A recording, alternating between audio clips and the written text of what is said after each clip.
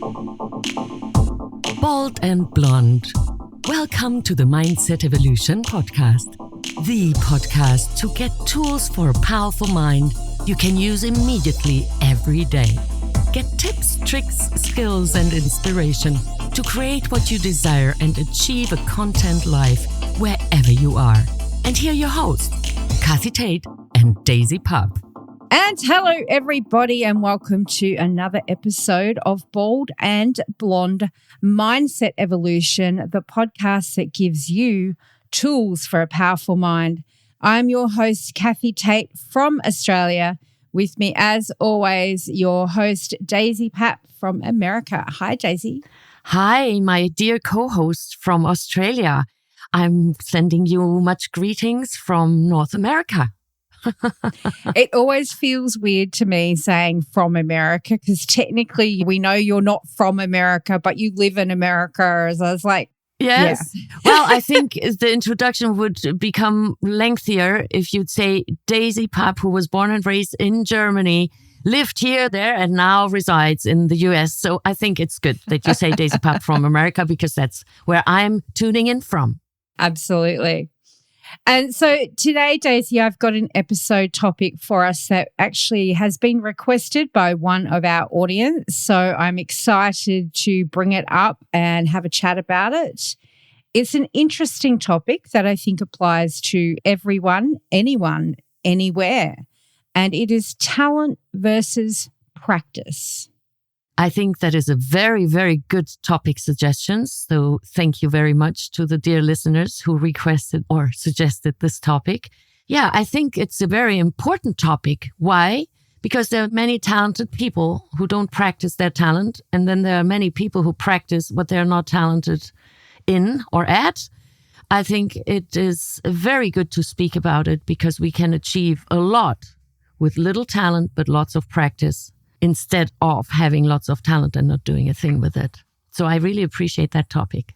Yeah, I agree. And I also think it's worth discussing the possibilities of your success when you don't have a heap of talent, but maybe you love something, you're passionate about it, and you put the hard work in. You don't have to have this magical ingredient called talent, is what I'm naming it. Having said that, I think that everybody does have a talent. And I think that when I say that, I mean there's something inside everybody that lights them up. And that's my belief that we all have one thing that we're either really good at, we're really passionate about, or it just lights us up within. And I'm not sure that is exactly defined by the word talent, but I'm going to lend it to this episode because I think it matters here. There's a question, should we always follow that, or should we have that as our hobby, our passion on the side? Like, this is a dilemma, I know, for a lot of people who would like to make money from the thing that they love, but find that super difficult or super challenging and end up doing something else for a living and then do that passion on the side. Okay, I'd like to circle back where I heard you say, and correct me if I overheard an aspect of it. If I remember correctly, I heard you say that everyone has talent and a talent is something that lights them up internally. Did I get that right? Yeah, so I believe everybody has something that lights them up. I'm not sure talent is the best word for it, but we're going to use it in this episode. Okay. I just want to try and describe what I was going for there. Okay. With the light up. Okay. So in the meantime, I pulled up in the dictionary what talent is defined as. A marked innate ability as for artistic accomplishment, or natural endowment or ability of a superior quality, a person or group of people having such ability. Now, I believe talents are gifts. Now, we're all gifted. What happens to the gifts during our upbringing is tragic in most cases. Even when you look back at a Ludwig van Beethoven, who had great talent and was tortured by his alcoholic father, or when you look at Wolfgang Amadeus Mozart, who was an absolute prodigy, super talented, and also rather stolen of his childhood or deprived of his childhood by his father, who saw his talent. Now, talent is a gift. What is done to it and what we do with it, or our parents, the people who we grow up with, surrounded by, is a totally different story. I truly believe that we are all born with talents that must not necessarily be artistic. It can be craftsmanship. It can be talented in being such a good listener, can be athletic, can be in poetry, can be in abstract drawings or abstract thinking, coding. Now, when the talent is found and nourished purposefully and carefully, then it can flourish. How many of our listeners, including you at this time, Kathi, because you listen to me speaking, can remember a time where maybe you have a memory, you were a little child and you just loved doing something. You just enjoyed doing it. And then the adults surrounding you, or maybe other children, bullied you. Come on, why are you doing this to the caterpillars? Or why are you trying to dissect a dead mouse? Or why are you doing this? Or why do you read so much? And then there was a feeling as a response within us, an emotion that I think I note that as embarrassment. So I stopped doing it. So I do believe that it's the external forces that are clipping off the talent wings. Now, let me give you an example from the other end of the spectrum. There are parents, and I'm speaking about parents because I've seen it many times, that had unfulfilled dreams and project those unfulfilled dreams onto their children. And because I couldn't do it, or I was an athlete and then I got injured, I never could make it to the Olympics. And now you, my child, will be doing and finish what I started. And with talent or without talent, with practice, you can make up so much talent. Even an untalented child that, let's say, practices 8,000 hours playing the violin, will become more talented over time during practice. That means then that it worked for it. It was not given. It wasn't born with that talent, or it was not born with that specific talent, or it was not born with that silver spoon, it's also sometimes said. Well, probably the silver spoon refers more to privilege, actually, than to a talent. Yes, I agree with you. I also think that a talent is a privilege to have, especially when it is not clipped away during our upbringing. Yeah, I can see that, but it's a different type of privilege. Yes. It's more like an honor, or like you say, a gift. Whereas the silver spoon brings connotations of having a lot of money and being able to do whatever you want, which probably is a great way to nurture a talent. There you go. Endless funds. There you go. Oftentimes those silver spoon babies' parents are too busy with other things and societies and red carpets and other entertainment instead of focusing on the talents of their children. Yeah, I like that you've brought up both sides of the wheel there, because I think that definitely happens, and probably in a lot of places where I think people can sometimes see their kids as an extension of themselves, and they can perhaps even make assumptions around, if I liked it, then my kid will too, and perhaps it begins there.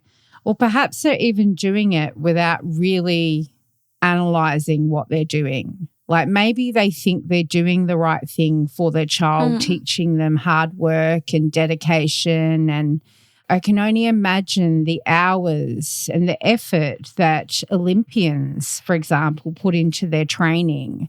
Like just to practice something for 8 hours a day is mind-boggling. Now, I know I practice accounting probably that much, but that's very different to me because it's mental. to do something physical for 8 hours a day till they get so good at it, they become the best in the world is mind-blowing. And that comes with that practice and that hard work and that perspiration. And I guess the question is the gold medal winner the one that has the talent as well as the practice? Is that why they are the pinnacle? Or can practice beat talent just through sheer hard work and willpower and dedication and consistency and all of those powerful attributes we are so capable of if we put our mind to it? Well, I wonder if we can come to a conclusion during this episode, because this is a very big question. Now, nevertheless, I can be as talented as I wish in basketball, but I don't have the height to it. So I don't think that anyone with the height of 5.6 has real chances in a male-dominant sport in basketball if I was a male amongst those really big, tall guys. Now, my talent can be as great as anyone else's greatly talented in basketball. I'm not sure if there are limitations to the physique of someone. I'd like to add another aspect here and put a spotlight for a moment on that. I know of talented people who do nothing with their talent. Now, we could ask them, so why are you not doing anything with your talent? Well, it doesn't drive me. Not interested. I got it and I don't care. Fine. So you see, it goes back to the own responsibility. When I am gifted, what I do with my gifts is nobody else's business once I'm an adult. Of course, as a minor, then I have caretakers who can steer me, if I'm lucky, gently. If I'm not so fortunate, then they can force me, like Ludwig and Wolfgang, when we go some of the greatest composers of our times, I believe. Now, let's say your grandchild shows specific talents he has zero interest in. What are you going to do with it? Well, I would like to think that I'm going to encourage him to try lots of things and follow what makes him happy. Okay, but let's say he once sees a keyboard when he's 2 years old and he starts playing Mozart's Little Night Music, although no one has ever taught him. What are you going to do with that? I understand it's a personal question that I'm asking you, and I don't mean to put you on the spot, but I think these are questions. What can we do with it? Look, and I give you an example that is also a very private example.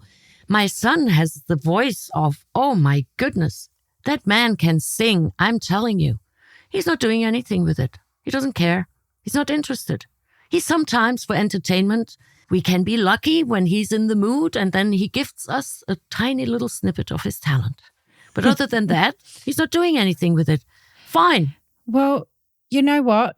I think perhaps this is my dilemma at the beginning, because I spoke about when things light you up.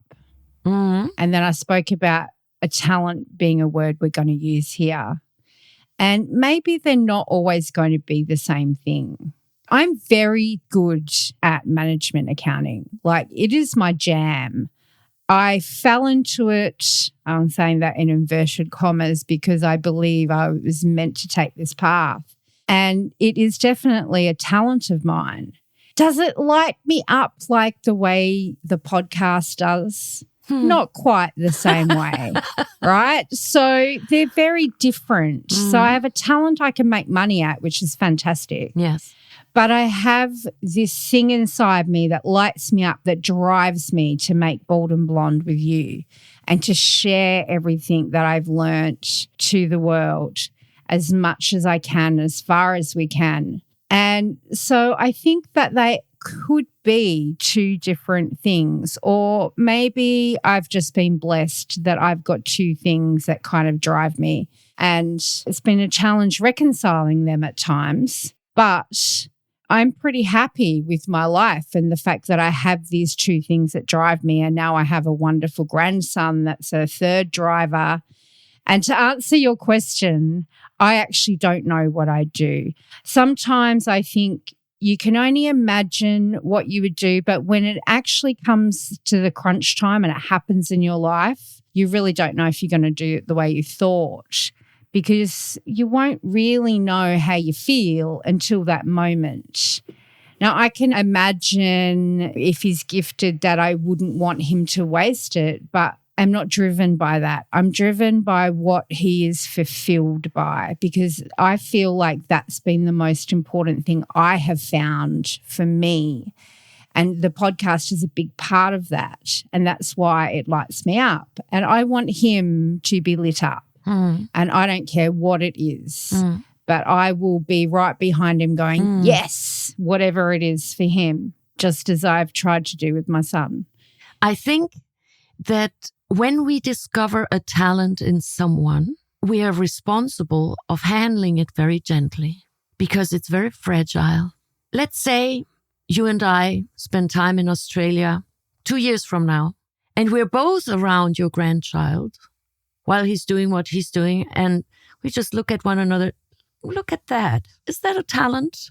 And let's say the two of us agree that absolutely yes, this seems very talented. That doesn't mean that he will be talented when he turns 6 years old to his peers, that he will still be as talented. Now, it is very fragile, and it depends on us what we do and how we handle it. Because when we make it sweet and encourage, then we may not break it. When we get overexcited and already see your little grandson in the big symphony hall playing the piano concerto number, then we might break it, because then that's our vision and not his. But when we can inspire him, that vision is lovely, and I feel he feels in alignment with it, then we can guide him. We can hold his hands while he's walking. We can encourage him when he has a little bit of a downfall, when he has a little bit of a break, or he wants to have a break, or he thinks, no, now I didn't win the Frédéric Chopin competition. Oh, you're making it hard for the transcript. You can't just say tennis comp. Not tennis comp. Frédéric Chopin, who was also a composer. See, I didn't even know what the sport. Oh, it's not even a sport. The composer Frédéric Chopin, who was absolutely a great composer of his time. And let's say your grandson then, because he doesn't win in Warsaw, Poland, the competition of the year, then he's discouraged and he says, I never want to see a piano again. I never want to touch it again. And I'm done with it. So then it is our responsibility how we handle it and how we support him so that he can bridge that little deep moment of his. So when we discover talent, actually we found a treasure. And I know of people who have great talent, who do something with it and are very successful in what they're doing. And they're so burnt out that they don't want to be talented anymore. And they have other talents as well, but they're so busy in the main talent that brings them money and that's very flourishing for them over the past 30 years, that they don't have time to flourish the other talents, but they're so bored of them. So now that particular gentleman is in the process of transforming himself and sliding from one talent into the other by letting others take over what he built very successfully so that he will have more time freed so he can dedicate more time to the talents unknown to the public. Yeah, and I guess that must be a thing. You've got several things that you're passionate about, but often we do get hooked into spending the majority of our time on the thing that generates income. Obviously, in the world that we live in, we need to have an income in order to pay for the things we need to survive at the very least. And so a certain amount of time has to be put to that. There are a lot of ways to do that. And just as your friend is doing, it is possible to build something and scale it so that it doesn't consume all your time.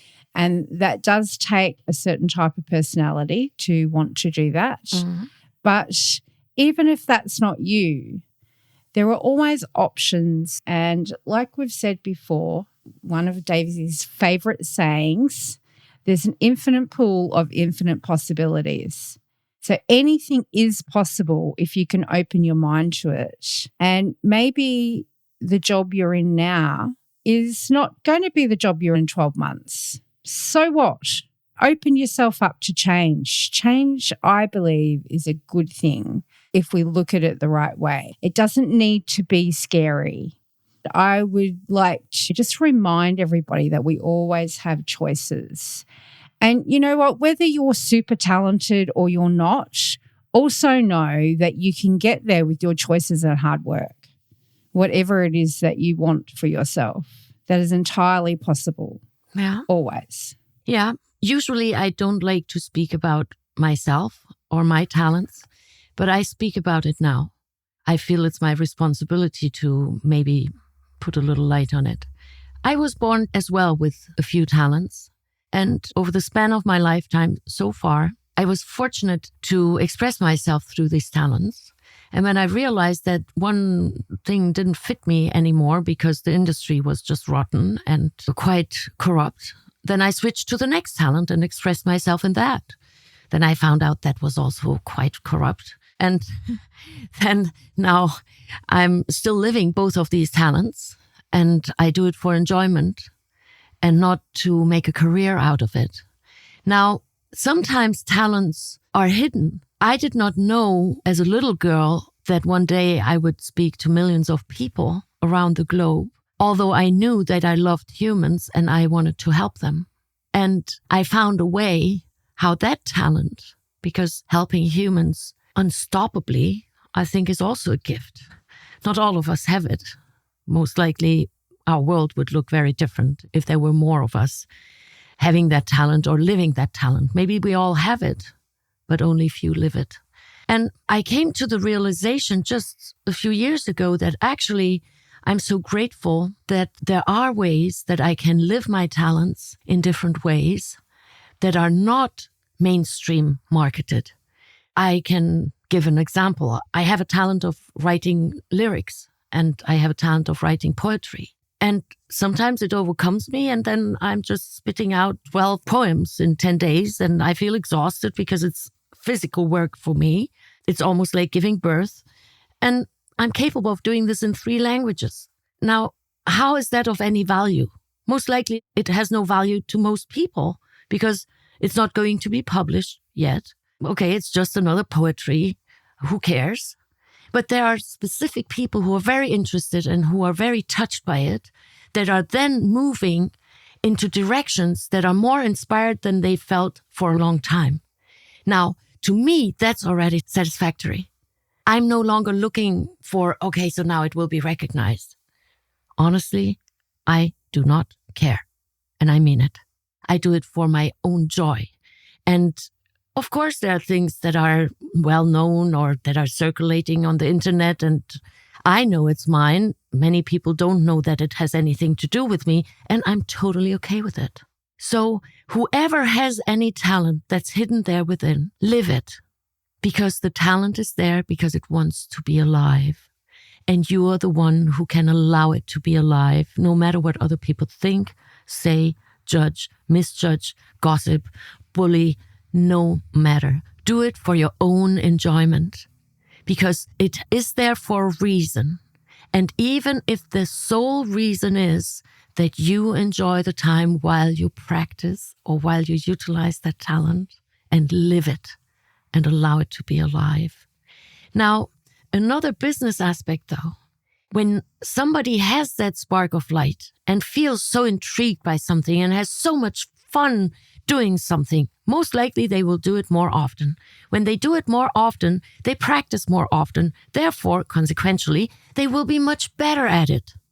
So I have rarely seen someone who really loves something, does it frequently, practices it frequently, becomes really good at it, and is not monetizing it in one way or the other. Oh, hello. That would be us. Well, we're the exception. Well, because we do this to help people, not to monetize. I understand. And it is a challenge to continue doing it because it also needs to be financed. We also need financing for production. We have post-production costs that are through the roof at times. Keeping up the website, all the web development that's going on in the background, the programming and the transcripts. Sooner or later, I do believe that there will be people appreciating it as an energy exchange. And because we are living in a financial world as well, it will happen through a monetary energy exchange for all the efforts that we are putting in serving humanity. Yes, with someone ethically aligned. I believe it will come to pass too. It just made me laugh at that minute when you were saying that, and we're the example, probably a rare example too. I'm sure there are people out there that podcast just for fun. Yes. But I'm not sure if they put the same amount of resources and dedication into it. I doubt it. That we have done in order to reach as many people as we can. 90 countries now, listeners. Thank you. Yay. We're so close to my goal of 100. I'm feeling very confident that we're going to make it this year. So were you finished with your thought? I'm sorry because I've just interrupted it completely. Well, we're having a conversation here, and I very much appreciate the back and forth because it's also inspiring. Look, back to our talent. You and I, we have a great talent, especially together. Humbly, I think the two of us, we match like the pea and the pod, or the pot and the lid. And it also requires talent from both ends, from both participants, and that we live it. Now, is it fulfilling? Absolutely yes. To me, and I know that for you too, because we exchanged that in private. We did not start to make a money machine. If it will prosper into producing financial income and financial revenue, fine. But that was not our goal. Remember that conversation we had in early summer 2020, where you asked me who is our avatar, meaning who is our target audience, and I could not answer. And you said, yeah, but we must know. And I said, no, we want to embrace the globe, and we both agreed upon that. And that's what exactly happened. That's what's happening. You from down under and me from up over. That's exactly, even geographically, we're doing it. Yes. And there will be an energy exchange. Every time we record, I already feel it. And there will be more and more. And the feedbacks that we're receiving from listeners, the emails we're receiving, the posts that are being shared, the groups that are growing. The lives that are transforming. I'd say that is gigantic. Now the question is it solely talent? I do believe that our listeners, when you go back to episode 1 in 2020, it launched on August 18th, you will hear a difference because we became better and better, because not only our equipment became much better and professional, but we practiced. So even if you feel that you have never ever had a talent, find what really spirits your soul. Find what sparks you. Find what really moves you.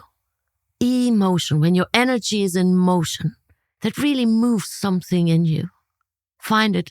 And when you start celebrating it, then you already allow others to celebrate it with you. And please, I rarely say stop, but stop minimizing your talents, because that is very saddening, I believe, to the talents themselves. Yeah, I think that's a great place to end, actually, because I think that we are conditioned to make ourselves smaller, to be too aware of how other people feel. But this is something that we should do for ourselves. As you said, do it for your own joy. And I say, do what lights you up, because that's yours. And it doesn't matter what anybody else's opinion of it is. It only matters that it's your joy. And if you haven't found what it is, get out there and try some things. Be excited about it, because there is something out there waiting for you. You just haven't found it yet. Mm-hmm. You know, I wouldn't say I have a talent for art, but I enjoy the process and letting some creativity out, and I'm evolving a style over the years of practicing it. And so I enjoy it quite a lot, but I just do that for myself. I very rarely show anybody. I've got a couple of things hanging, but I'm in a rental, so I can't put hooks up. So most of them are in a box. But the point of it is that I didn't even know I liked art until I was in my 40s, when my sister encouraged me to just try some charcoals. And that evolved into learning how to paint and working with different mediums. And it's been great fun. So you're not always going to know what it is. Some people do intrinsically know and other people don't. So we just want to encourage you to try things and to see how you feel. Let's make sure that we all take this piece of time to nurture ourselves. I 100% agree. Also, a good way to find your talent is go back in time. What was it back then that you actually enjoyed doing and stopped because somebody made a comment or somebody judged it or misjudged it, or you felt embarrassed, or you felt caught, or you felt, no, it's stupid, nobody's going to like it. Go into your past. There are many little stepping stones that you can stand up on and rejoice. Great place to end that. I love it. That's it from us this week. We'll be talking to you soon. We are Bald and Blonde. Mindset Evolution. Talk to you next time. Thank you for listening in to the Bald and Blonde Mindset Evolution podcast. Please share our podcast with your family and friends. Together, we make this world a better place. For you, for us, for future generations. Visit us at baldandblonde.live to get freebies, give feedback, and even support us with as little as $1. Talk to you soon.